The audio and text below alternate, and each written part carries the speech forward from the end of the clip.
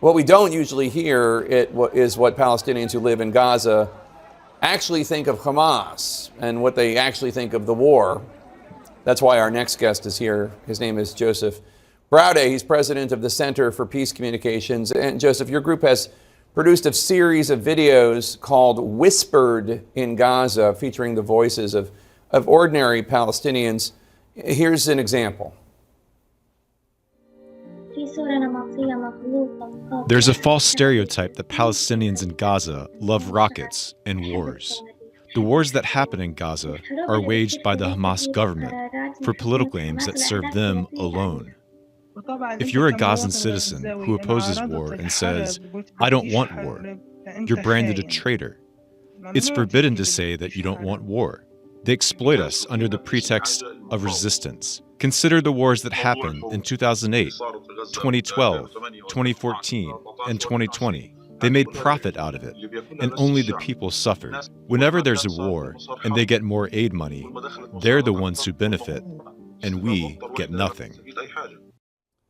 It's so important for the world to hear those voices, Joseph. Tell us more about how you recorded that and what the purpose of your group is.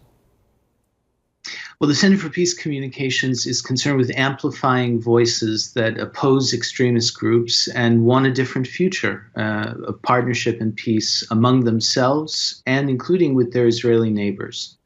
And there are a lot of Gazans, Jake, who oppose Hamas. Some of them had the courage to wage anti-Hamas street demonstrations in 2019 and again as recently as July of this year. They braved gunfire and prison.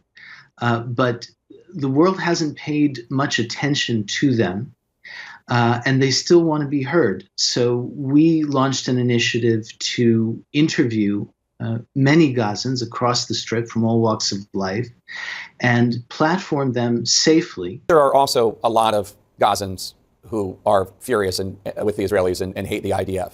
And I don't want anyone to think that I'm playing this or that your project is about pretending otherwise, right?